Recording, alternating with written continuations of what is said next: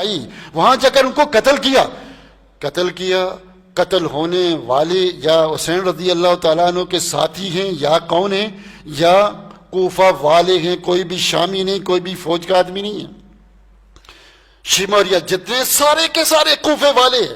کوفے والے, مارنے والے بھی مرنے والے بھی. یہ کون ہے کوفے والے؟ یا حسین رضی اللہ تعالیٰ عنہ کے ساتھی ہیں, یا حسین رضی اللہ تعالیٰ عنہ کے ساتھی ہیں. تو یہ شیعہ تھے جنہوں نے مارا تھا تاکہ مسلمانوں کے درمیان صلح نہ ہو, تاکہ مسلمانوں کے درمیان صلح نہ ہو, لڑائی جھگڑا رہے. چونکہ جیسے علی رضی اللہ تعالیٰ عنہ معاویہ کے درمیان جب اتفاق نہیں, علی رضی اللہ تعالیٰ عنہ اور عائشہ رضی اللہ تعالیٰ عنہ کے درمیان جب اتفاق ہو گیا صلح کے اوپر, راتوں رات حملہ کر دیا تاکہ جنگ نہ, صلح نہ ہو سکے, جنگ ہو گئی راتوں رات. اس میں طلحہ رضی اللہ تعالیٰ عنہ, زبیر رضی اللہ تعالیٰ عنہ شہید ہو گئے. اتنا بڑا مسلمانوں کا نقصان ہوا. چونکہ یہ کون فئہ باغیہ, یہ باغی جماعت جو جس کے اندر یہودی اور مجوسی شریک تھے, مسلمانوں کے درمیان جنگ چاہتے تھے, فساد چاہتے تھے تاکہ اسلام ختم ہو جائے, انہوں نے حسین رضی اللہ تعالی عنہ کو قتل کیا. اب اگر اللہ کے رسول صلی اللہ علیہ وسلم کیا کریں کہ حسین شہید ہیں, اگر حسین کی نیت صحیح نہیں تھی, حسین نے خروج کیا, تو حسین رضی اللہ تعالیٰ عنہ کو شہید کہنا مشکل ہے. چونکہ اسلام میں یہ ہے کہ اگر کسی شخص کی بیعت ہو جائے, اس کے خلاف خروج کو کرتا ہے, فَقْتُلُوهُ كَائِنًا مَنْ كَانَ, اس کو قتل کر دو چاہے وہ کوئی بھی ہو. چونکہ اسلام یہ کہتا ہے جب یزید کی بیعت ہو گئی ہے, اب حسین اگر خروج کرتے ہیں تو ان کو شہید کہنا مشکل ہو جائے گا, اور اللہ کے رسول نے ان کو شہید کہا ہے. اب وہ کیسے خروج کر سکتے ہیں؟ شروع میں غلطی ہو گئی ہوگی, بعد میں توبہ کر لی, بیعت کرنے کے لیے جا رہے ہیں, شیعوں کے حال بھی نظر آ گئے, بعد میں قصاص کے لیے چلے گئے اور خود کہتے ہیں یہ مجھے قتل کر کے چھوڑیں گے. تو میرے بھائیوں, اس سے پتہ چلا کہ قتل کرنے والے یہ ہیں, فوج نہیں ہے. فوج کیوں قتل کرے گی؟ اگر حسین رضی اللہ تعالیٰ عنہ سے زیادہ سمجھدار انسان کون ہو سکتا ہے کہ وہ کہے جی زیاد کہے میری بیعت کرو ورنہ قتل کر دوں گا, وہ کہیں نہیں کرے یہ میری شان کے خلاف ہے. مومن تو بڑا متواضع ہوتا ہے. ہمارے چوکیدار کو اگر کوئی کہے نہیں پہلے میں تجھے تلاشی نہیں دوں گا, میں تو جامعہ کے مدیر کو دوں گا, یہ کوئی انصاف والی بات ہے؟ نہیں, تلاشی وہیں دینی پڑتی ہے. اگر وہ بیعت لینا بھی چاہتا تھا, حالانکہ اس کا ذکر کوئی نہیں ملتا, اگر بیعت لینا بھی چاہتا تھا تو بیعت اس کو دے دیتے. یہ مسئلہ تھا ہی نہیں, اس کو بنایا کیا ہے؟ اس کو اگر اس مسئلے کو ہم ایسے لیں تو پھر حسین رضی اللہ تعالیٰ عنہ کی شہادت مشکوک ہو جاتی ہے, اور حسین رضی اللہ تعالیٰ عنہ کی شہادت صحیح حدیث سے ثابت ہے. تو حسین رضی اللہ تعالیٰ عنہ شہید ہیں اور وہ بیعت کرنے کے لیے تیار تھے, وہ قصاص کے لیے گئے تھے. شہید کرنے والے ان کو یہ کوفہ والے تھے. زین العابدین رحمت اللہ علیہ, جن کو بیمار کربلا کہتے ہیں, جو بچ گئے تھے, وہ جب وہاں سے قافلہ نکلا شہادت کے بعد, جب شام کی طرف ان کو بھیجنے لگے, دیکھا کوفے والے کوفے والیاں رو رہی ہیں, کوفے والے کوفے والیاں رو رہی ہیں. کہا الا من یبکون, یہ کس پر رو رہے ہیں, کیوں رو رہے ہیں؟ کہا تمہارے باپ پہ رو رہے ہیں, ان کو قتل کر دیا گیا. کہا اگر میرے باپ کو انہوں نے نہیں مارا تو پھر کس نے مارا ہے؟ یقین مانیے گا ساری تاریخ کی کتابیں قدیم اور جدید, قدیم سے جدید یعنی متقدمین کی متاخرین جمع کر لیں, تقریباً ہر کتاب کے اندر یہ قصہ موجود ہے. وہ کہتے ہیں پھر اگر میرے باپ کو ان کوفے والوں نے نہیں مارا تو کس نے مارا ہے؟ خود مارتے ہیں اور خود روتے ہیں. اور جیسے ایم کے ایم والے مشہور ہے, خود مارتے تھے, بتاتے تھے, ہمیں خود بھی جنازہ اٹھاتے تھے, خوب روتے تھے, خود احتجاج کرتے تھے. وہی والا کام, خود مارا, خود بلایا, خود مارا, خود رو رہے ہیں. اور آج تک میرے بھائی میرے دوست ایسا نہیں ہے. خود حسین رضی اللہ تعالیٰ عنہ گواہی دے رہے ہیں, اور خود ان کا بیٹا واقعہ کربلا عینی گواہ وہ بتلا رہا ہے, اور قتل ہونے والے وہ بتلا رہے ہیں, راستہ بتلا رہا ہے کہ قتل کرنے والے قاتل کون تھے, وہ یہ تھے. یہی تاریخ جو تم نے لکھی ہے, وہی تاریخ جس کو تم نے لکھا ہے, اس کے اندر یہ لکھا ہوا ہے. سنیوں میں یہ تفصیلیں, سنیوں کی کتابوں میں یہ تفصیلات موجود نہیں ہے, جو تم نے لکھی اس کے اندر یہ لکھا ہوا ہے. اور یہی عقل. صحیح بخاری کی ایک حدیث ہے, عبداللہ ابن عمر کے پاس ایک آدمی آیا, اس نے آ کر کہا میرا احرام پہنا ہوا تھا, حج کے لیے نکلا, لیکن میرے ہاتھ سے مچھر مر گیا, مکھی ہے مچھر مر گیا, کیا میرے اوپر دم ہے؟ کیا میرے اوپر دم ہے, خون ہے, میں ذبح کر کے یعنی جانور دوں؟ انہوں نے پوچھا تمہارا تعلق کہاں سے ہے؟ من این انت، کہاں سے ہے؟ کہا کوفہ سے ہے۔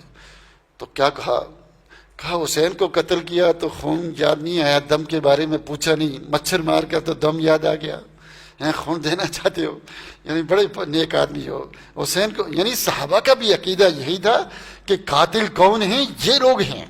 اور جہاں تک اس وقت یزید بن معاویہ کو گالی دی جاتی ہے، مجھے نہیں معلوم عربی میں، اردو میں، فارسی میں کوئی گالی ایجاد ہوئی ہو جو گالی ہو اور وہ کوئی کروڑوں اربوں مرتبہ وہ یزید بن معاویہ کو نہ دی گئی ہو، میں نہیں جانتا۔ اتنی گالیاں آخر اس کو کیوں دیتے ہو؟ کیوں؟ وجہ کیا ہے؟ سبب کیا ہے؟ کہتے ہیں جی اکثر عامت الناس سے پوچھو، کہتے ہیں جی وہ حسین کا قاتل ہے۔ میں یہی اکثر کہا کرتا ہوں، تم اپنی ساری کتابیں اٹھا کر لے آؤ، ساری جتنی لکھی، اگلی پچھلی ساری جتنی لکھی ہیں، ان کتابوں میں سے ایک سطر سے یہ نہیں بتا سکتے کہ یزید بن معاویہ رحمۃ اللہ علیہ نے کس کو، حسین رضی اللہ تعالی عنہ کو قتل کیا یا قتل کا حکم دیا یا اس کے قتل سے راضی تھی، یہ نہیں بتا سکتے۔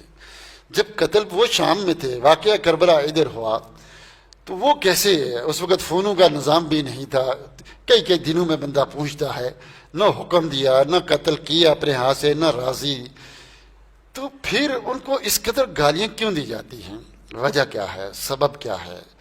اب ذرا غور کریں کہ دنیا کی جتنی کتابیں ہیں، چاہے وہ سنیوں کی یا شیعہ کی جتنی بھی کتابیں ہیں، وہ ساری کتابیں جمع کریں، پڑھیں، سب یہ کہتی ہیں کہ وہ اسلام پر ہی مرا ہے۔ کس پر مرا ہے؟ اسلام پر ہی مرا ہے۔ یہودی، عیسائی، مجوسی، ہندو مرتد نہیں ہوا، اسلام پر ہی مرا ہے، اسلام پر ہی فوت ہوئے۔ کون؟ یزید بن معاویہ۔ جو شخص اسلام پر فوت ہو جائے، اس کے اعمال چاہے کیسے بھی ہوں، جو بھی ہوں، اس کے اعمال کیسے بھی اس کے اعمال ہیں، ہمیں نہیں اسے غرض، اچھے برے جیسے بھی ہے۔ اور وہ اگر حسین رضی اللہ تعالیٰ عنہ قاتل بھی ہے، قتل نہیں کیا لیکن اگر قتل بھی کر دے، کوئی صحابی کسی صحابی کو قتل کر دے، قتل کرنے سے وہ اسلام سے نہیں نکلتا، رہتا مسلمان ہی ہے، اس کا معاملہ تحت مشیت اللہ ہے، اللہ کی مشیت کے تحت، چاہے اللہ رب العزت اسے معاف کر دے، چاہے عذاب دے، چاہے معاف کر دے، چاہے اس کو عذاب دے دے۔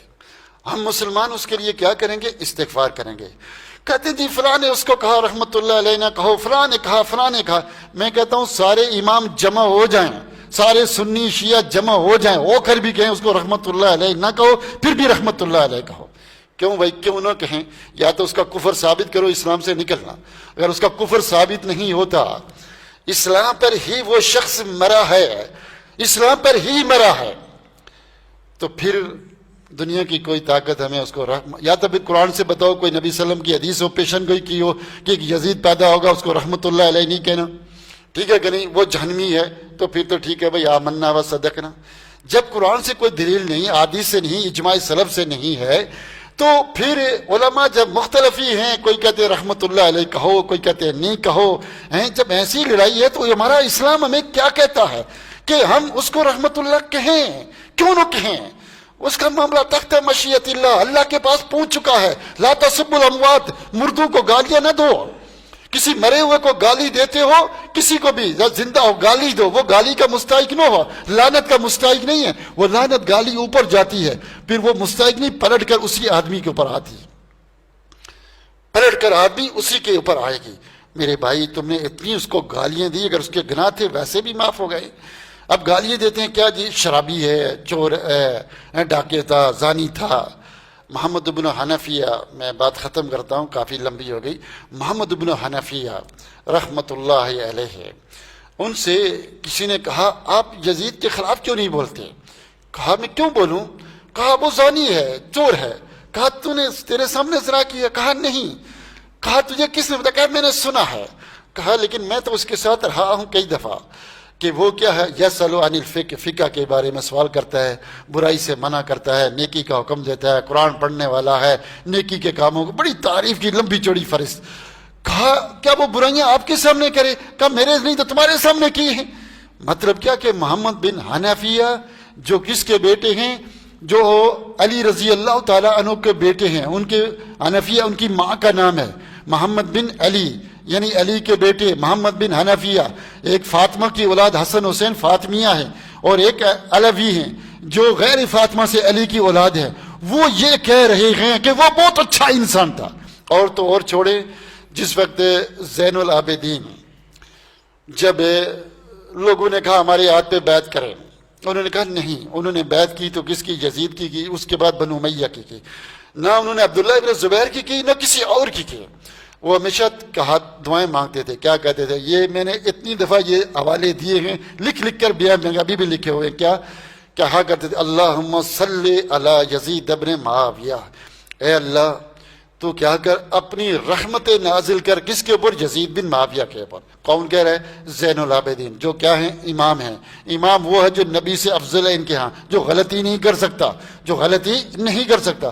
وہ امام دعائیں کر رہا ہے کس کے اوپر؟ یزید بن معاویہ کے اوپر، اور تم اس کو گالیاں دے رہے ہو، تم اس کو گالیاں دے رہے۔